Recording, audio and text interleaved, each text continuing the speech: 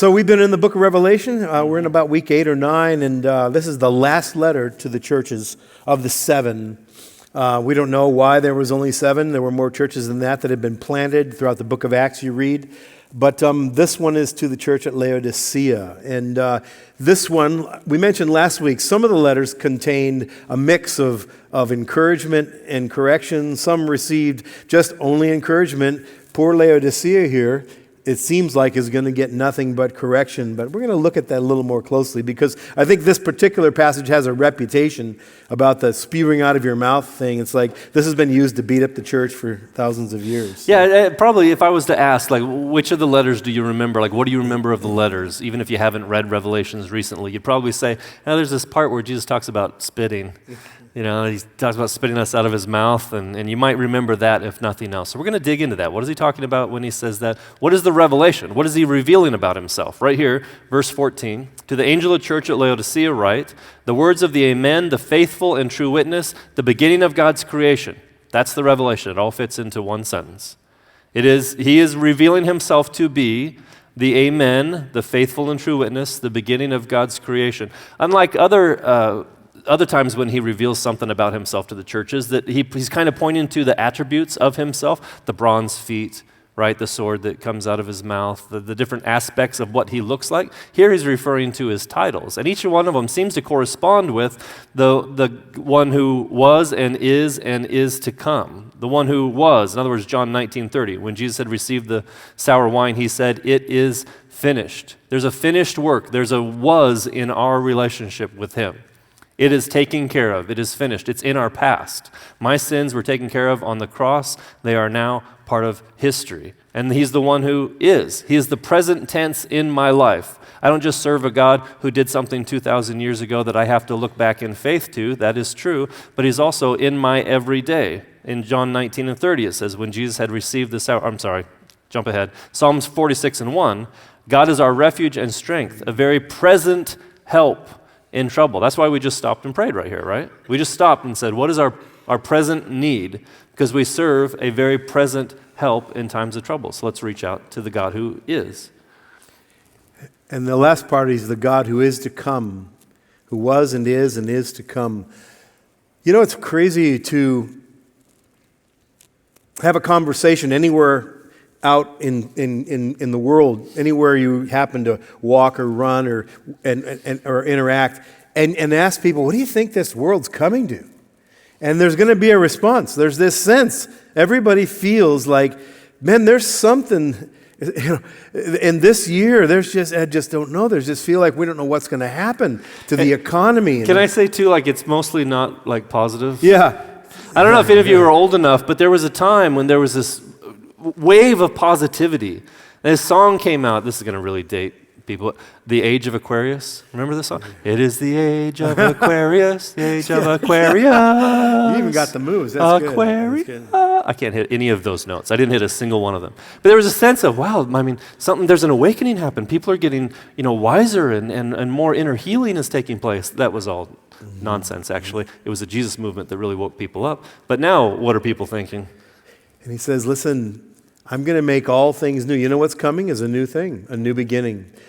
And for a new beginning, there has to be an end. And I'm not trying to be pessimistic or depressing, but this is the cycle of God throughout the centuries. He's constantly up to doing something new. God lives out in the future. Nothing catches God off guard, or nothing catches God by surprise.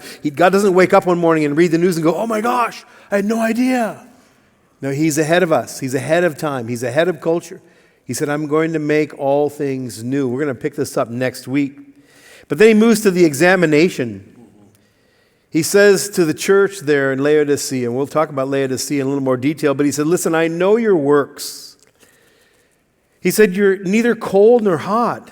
I would that you were either cold or hot, but because you're lukewarm and neither cold or hot, I will spit you out of my mouth. There's that famous passage.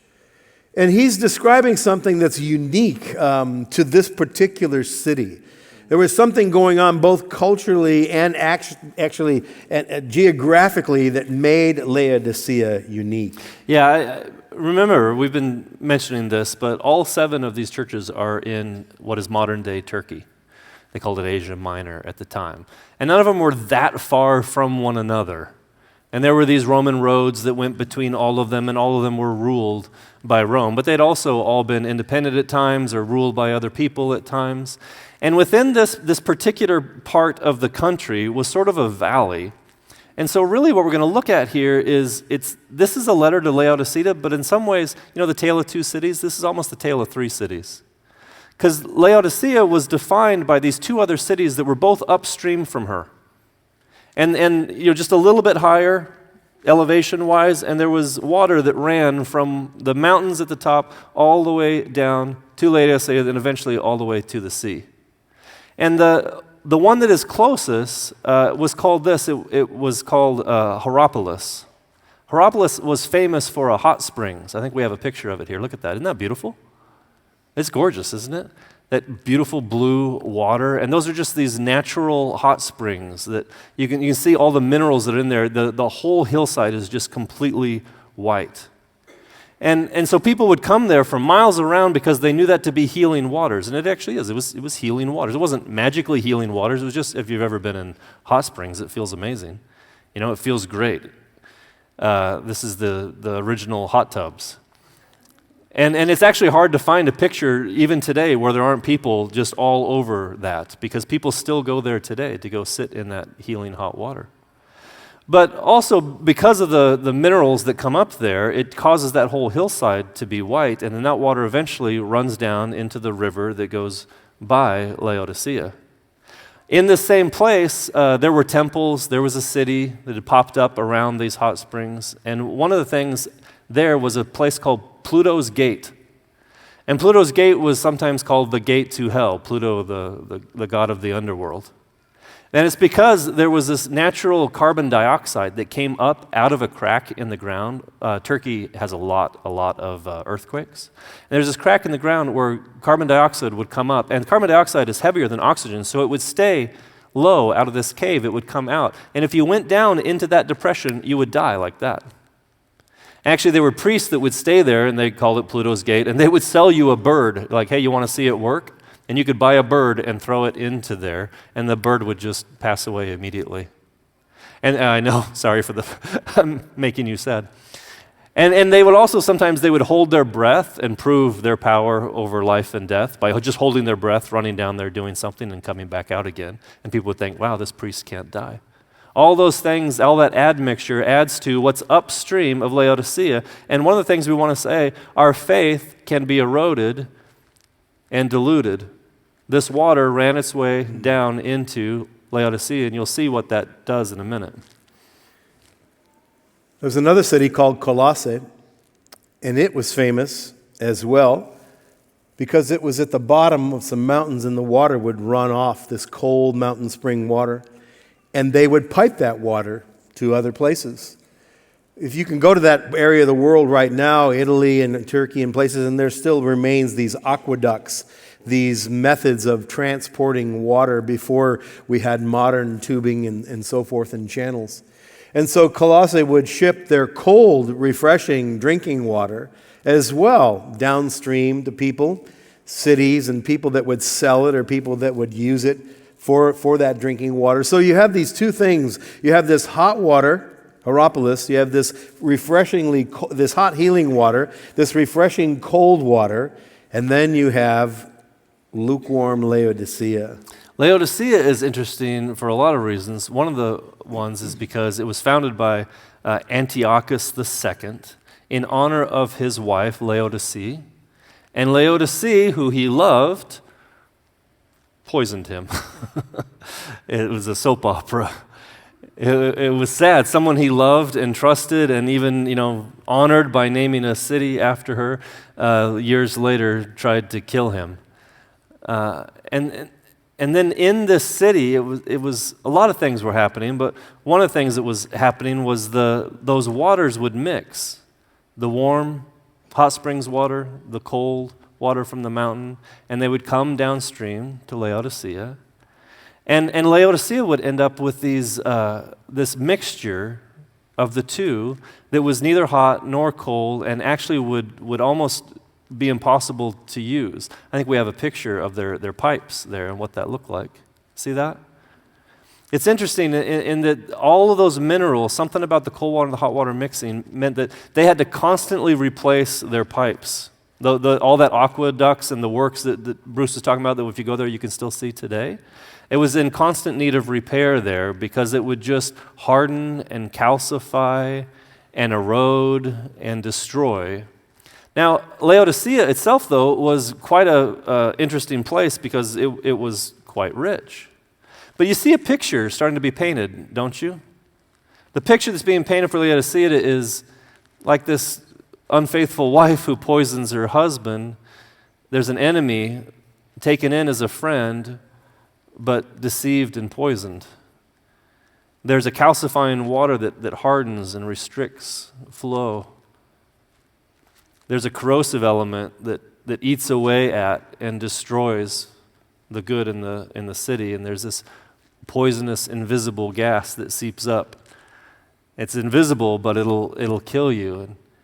And Jesus is wisely in his revelation here, bringing all of those things that they would have seen around them every day, and he's using them to point to not just the physical world, this is the water that you drink, this is your pipe system, this is what's upstream from you, but he's helping to diagnose what's going on inside of Laodicea in the invisible, in the spiritual world. You know, this idea of upstream is something we talk about a lot here because I think so many things that we wrestle with in our daily lives, think about it.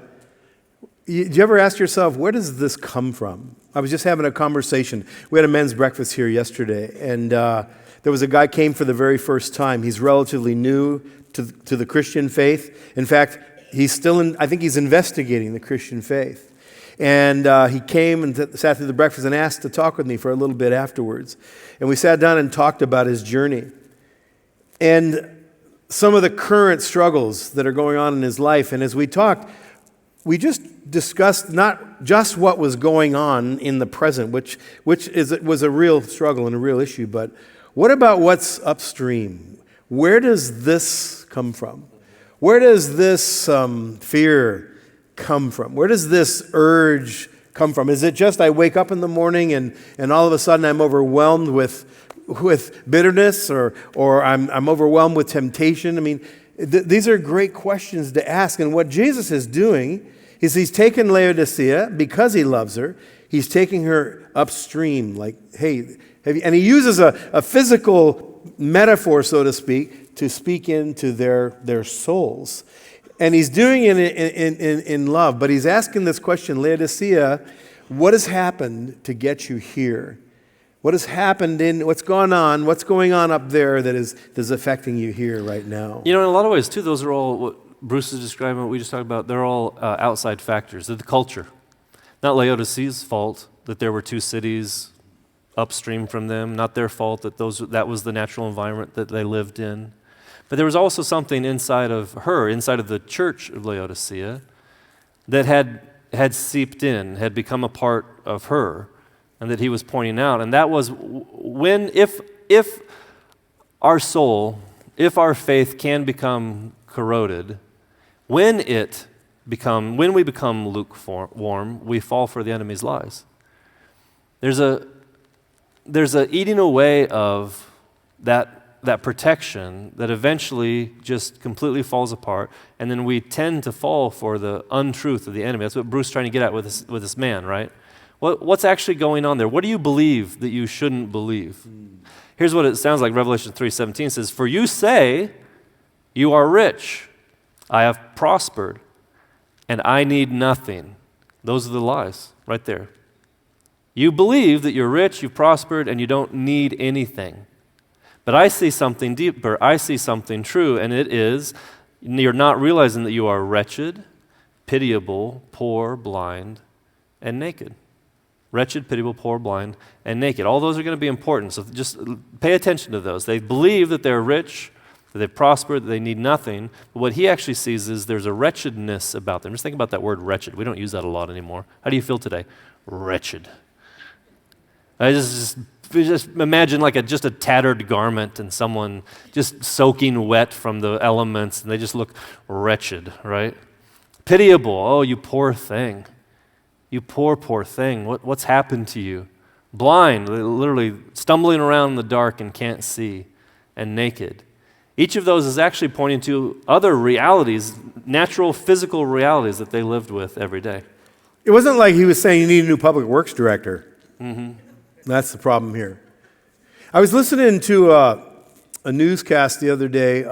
It was about the city of Austin, Texas, and some of the issues they're struggling with in that city, like most cities, or a lot of cities in the U.S. But one of the things I thought was interesting is how Austin so admired Portland that they adopted Portland's motto. And they say, keep Austin weird. Isn't that interesting? I was thinking as we were getting this ready and thinking about listening to that newscast, I wonder what Jesus would say. You say thou art weird and thou hast prospered, but you know what I mean? It's like, what in the world? And so Laodicea was on the outside. What they had going for them was they had a wool industry. They had a thriving industry with the processing and the exporting of wool that fed into the garment industry. They exported their wool all over the modern world. Most fashionable city around. They had the best clothes, the best garments. It was black wool too, so they would often wear all black to show where they were from and that they were rich. Ah, that's a Laodicean jacket you got there, huh?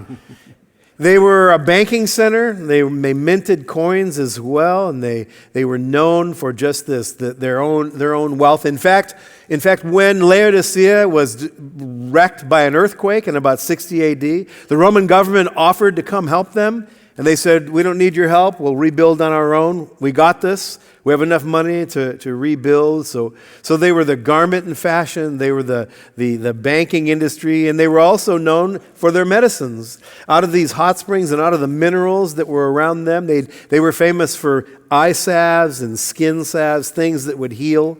So they were famous for their ability to heal others.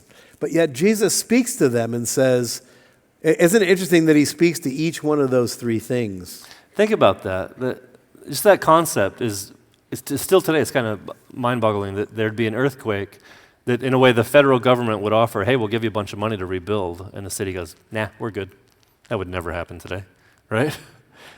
We turn down government money. No thanks, I got this. But there was this pride in them. The last thing they wanted to be was pitied. Don't pity us. We're the jewel of the region. We're rich. We have the eye salve that makes us see, and he says, oh, actually, you're wretched. You're pitiable. You're blind. You've let these things around you, church, remember, we're talking about the church of Laodicea.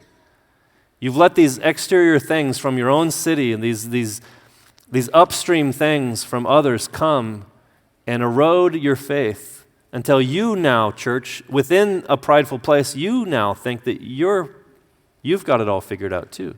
You think you can see, and what I see, though, is that you're actually blind. In other words, their perception of themselves did not match reality. That's what he was saying. You think this, but this is true. Really, he was doing with each of the churches. You think this, but this is true. Here's the revelation. You think life is working like this. You think this is what's going on. I'm going to show you. I'm going to reveal. I'm going to pull something away, a veil from your eyes, if you will, and show you the reality of your state. Now you have a choice to make. Am I going to go on? Am I going to put the veil back and pretend like, no, I don't want to see that. I'm going to keep living the way I want to live. Or are you going to recognize it and make changes according to reality? You know that he just said there, that's a working definition of the human malady of pride.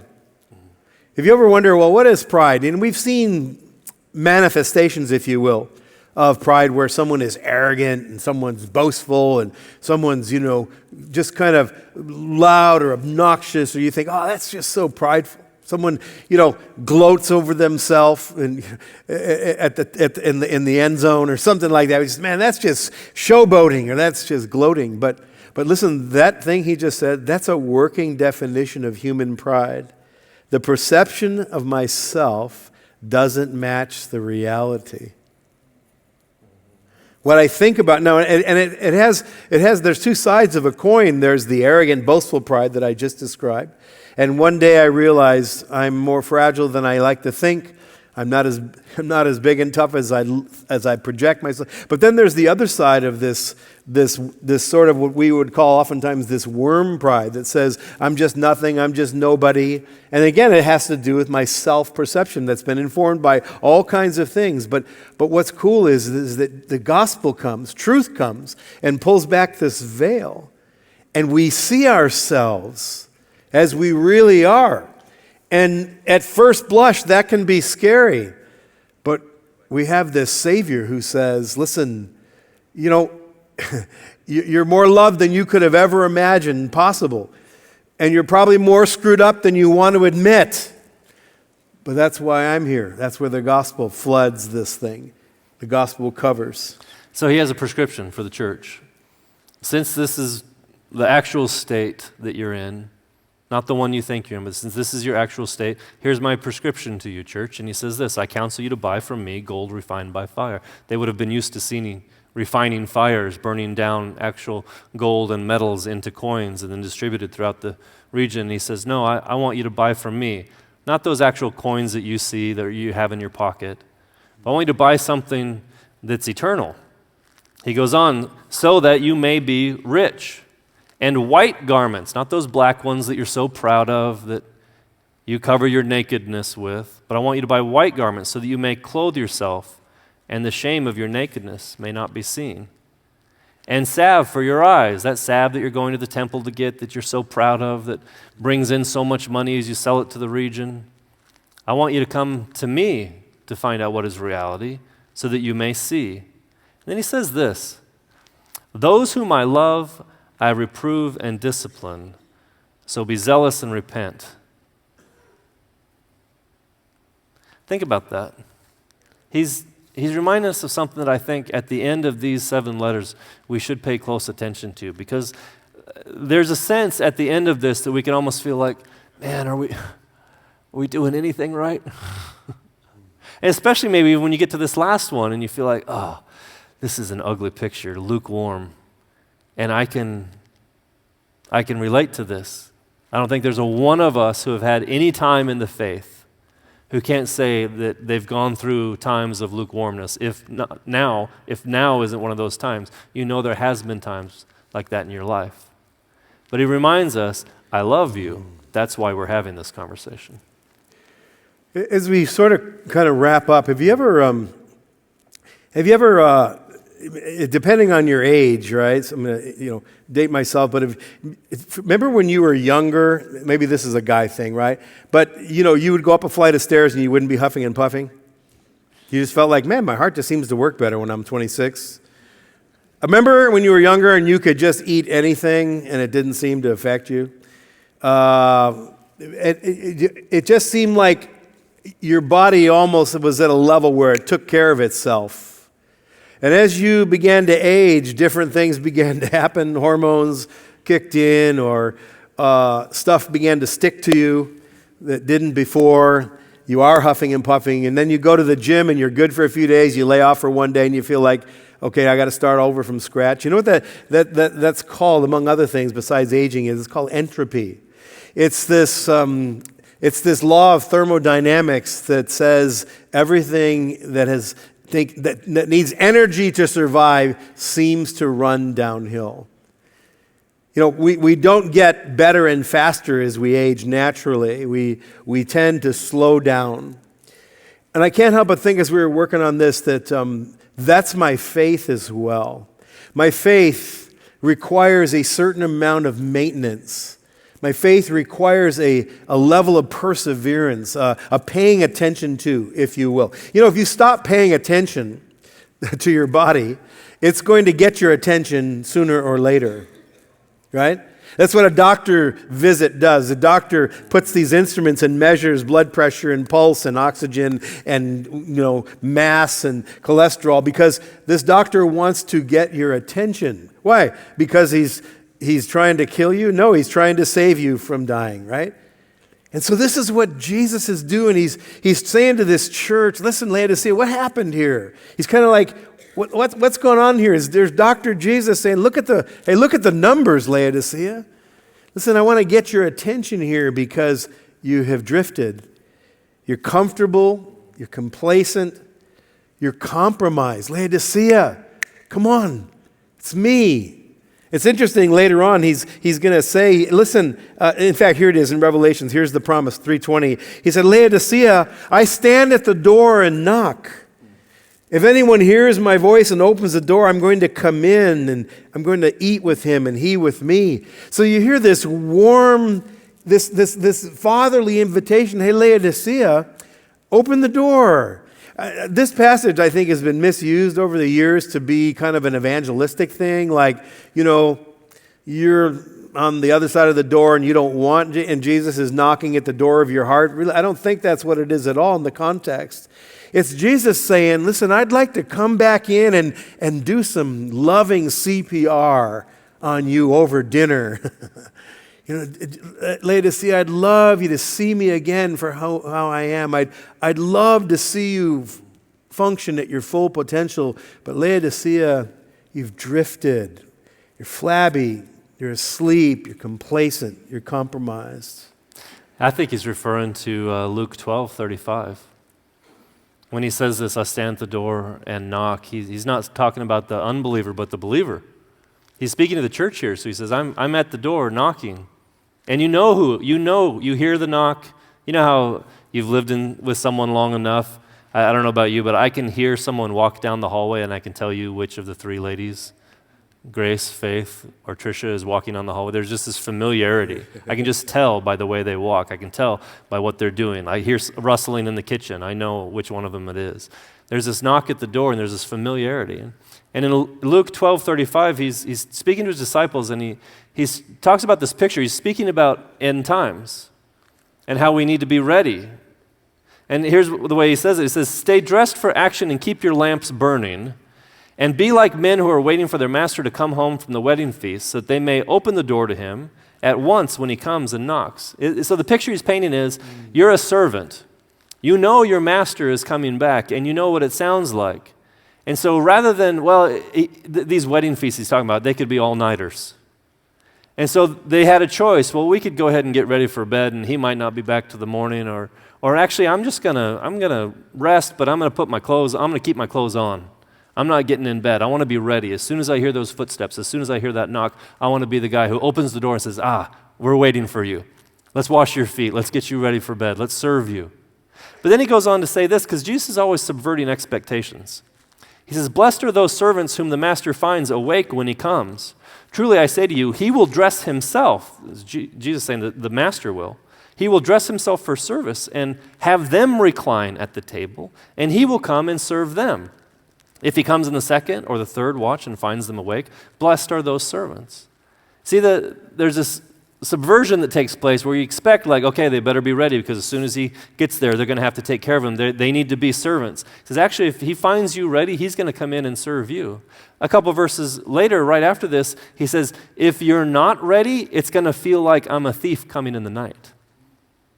It's going to feel like you think, this isn't just the master. This is no one expects a thief. That's how they get away with what they do.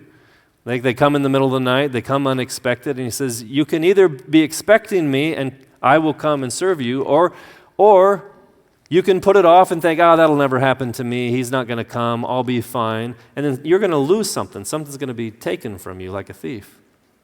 Hey, the worship team can come up, but think about this. We've talked about this over the last few weeks in the context of persecution.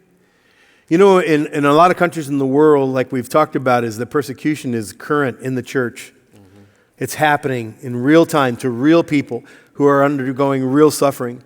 And so what it's done, if you're afraid of who's going to knock at your door in the middle of the night, and that's not a friendly knock, they're not coming for good things, they're coming to do damage to you for your faith. There's an alertness that's natural. So you watch yourself. When you're in danger, your senses are alert because you don't want to suffer. You don't want to suffer loss.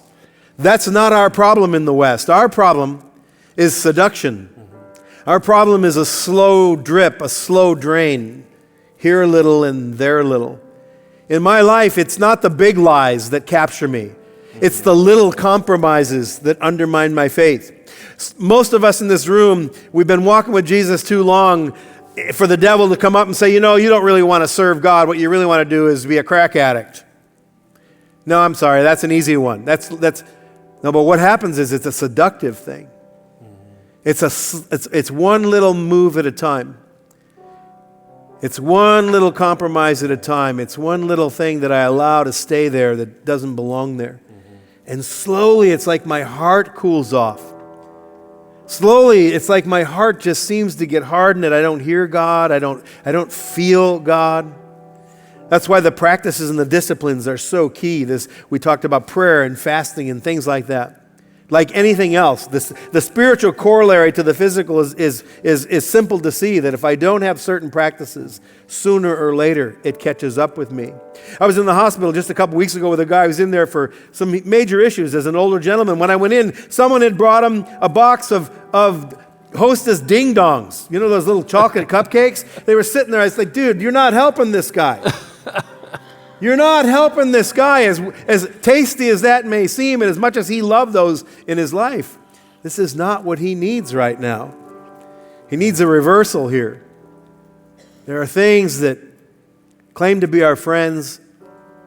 They want a place in our lives, but they're not our friends. They don't come to give life. They come to take it away. A couple quick questions here.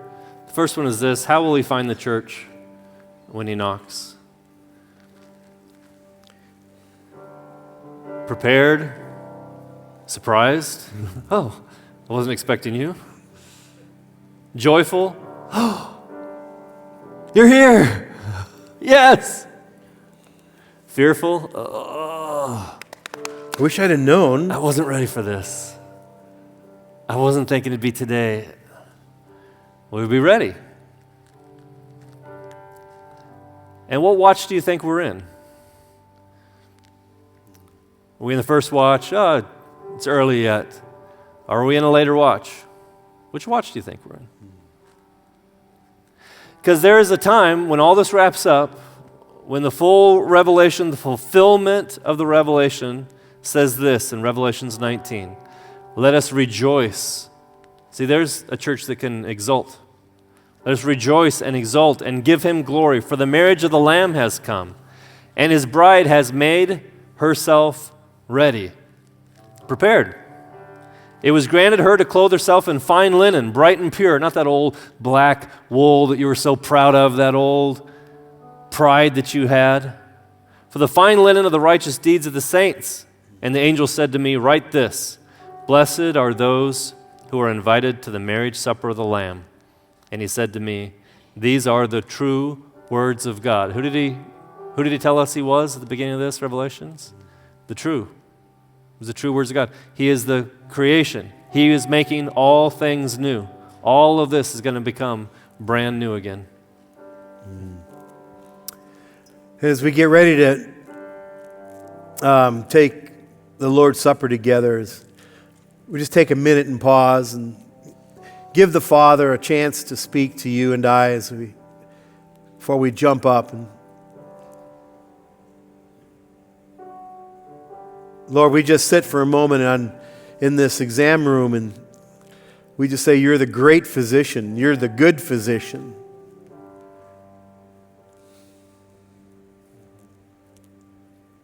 As you check our vital signs,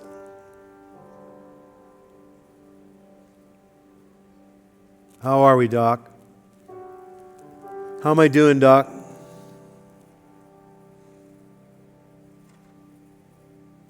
Something you want to say?